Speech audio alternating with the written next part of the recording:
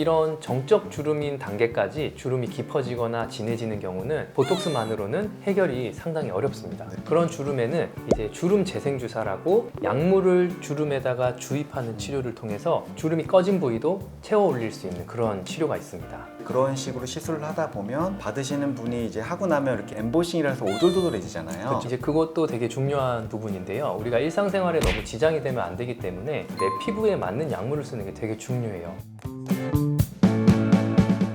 네, 안녕하십니까. 오늘은 주름 치료에 대해서 추가적으로 또 얘기를 해보려고 하는데요. 이전에서는 보톡스에 대해서 나눴다면 지금은 보톡스로 해결되지 않는 그런 정적인 주름에 대해서 얘기를 해보려고 합니다. 신 원장님이 특히 이런 정적인 주름에 대해서 말씀하실 부분이 있으시고 저희에게 설명해 주실 부분이 있으신 것 같아요. 평상시 많이 하시는 주름은 어떤 주름이 있고 어떤 주름을 치료하시면서 또 어떤 치료가 효과적인지 한번 말씀해 주실 수 있을까요? 네, 우리가 일단 주름 치료라고 하면은 보톡스를 가장 많이 쓰고 계시죠. 네. 실제로도 보톡스가 가장 효과가 좋고 또 가성비도 좋고 많이 널리 알려져 있는 치료인데 생각보다 보톡스만으로 치료가 안 되는 주름들이 있는데요. 오늘은 그런 주름에 대해서도 좀 더 우리가 만족도를 가져갈 수 있는 그런 주름 치료에 대해서 한번 설명을 드려볼까 합니다.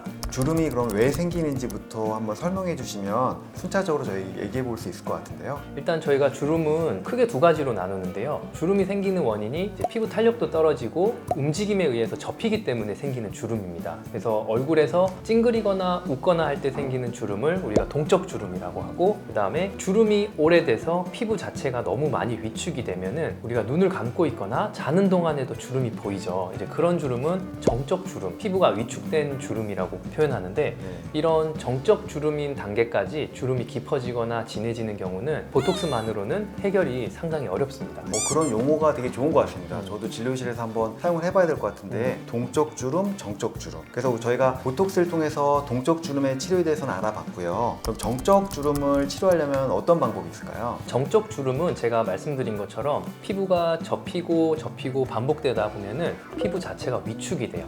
실제로 조직 검사를 해보면은 그 부분의 표피나 진피나 이런 부분들이 주름이 아닌 주변 피부에 비해서 많이 얇아져 있거나 위축돼 있거나 콜라겐의 변성들이 보이게 되는데요. 그런 주름에는 이제 주름 재생 주사라고 약물을 주름에다가 주입하는 치료를 통해서 위축된 주름에 콜라겐도 재생시키고 주름이 꺼진 부위도 채워 올릴 수 있는 그런 치료가 있습니다. 주름 재생 주사라는 표현을 써주셨는데, 그러면 그런 주름 재생 주사를 어떤 걸 사용해서 어떤 방식으로 해주시는지 말씀해 주실 수 있을까요? 주름 재생 주사는 바늘을 이용해서 약물을 주름 부위에 한 땀 한 땀 주입하는 치료인데요. 우리 피부에 콜라겐을 재생시킬 수 있는 성분들을 우리 피부 타입에 맞게 약물을 배합을 해서 주름에 약물을 주입함으로 인해서 그 약물이 피부 콜라겐을 재생시키고 주름을 채워 올리는 효과를 나타내고요. 그 이후에 약물은 일정 시간 이후에는 사라지고 우리 피부가 만든 콜라겐이 주름을 흐리게 만들어서 정적 주름이 개선되게 됩니다.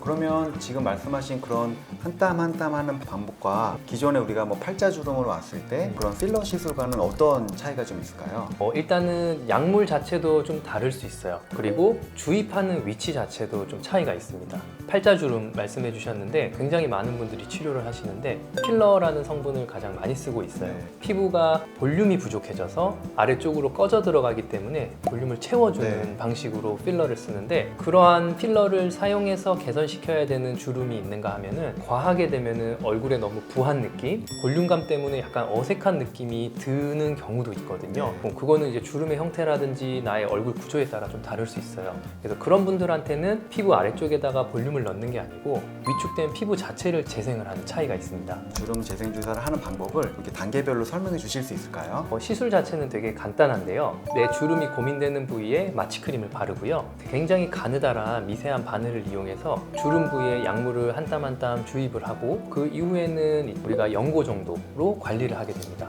그런 식으로 시술을 하다 보면 받으시는 분이 이제 하고 나면 이렇게 엠보싱이라서 오돌도돌해지잖아요. 오래 가서 불편하다든지 그런 일은 없을까요? 이제 그것도 되게 중요한 부분인데요. 우리가 일상생활에 너무 지장이 되면 안 되기 때문에 내 피부에 맞는 약물을 쓰는 게 되게 중요해요. 그래서 오돌토돌해지는 그런 엠보 현상이 내가 이제 어느 정도 감당 가능하고 우리 피부가 완전히 흡수시켜서 피부에서 없어지는 정도의 약물을 각자의 피부에 맞춰서 약물을 사용하는 게 중요합니다. 네. 그러면 보통 제가 이제 필러를 할 때는 한 번 하고 나면 1년 정도 지속될 거예요 라고 말씀드리거든요. 네. 이런 주름 재생 주사를 했을 때는 이런 지속 기간 같은 거는 어느 정도로 말씀해 주시나요? 주름 재생 주사도 필러랑은 다르게 조금 반복은 필요합니다. 왜냐면은 우리 콜라겐이 약물에 의해서 재생되는 정도가 그렇게 많지는 않아요. 네. 그래서 한 번 하고 보통은 한 달 뒤에 또 반복해서 2번이나 3번까지 치료를 하게 되고요. 그렇게 주름이 재생이 되고 나면은 평균적으로 한 1년 정도 유지된다고 보면 되고요. 내가 어떻게 관리하냐에 따라서 조금 더 지속되시는 분들이 많습니다. 네.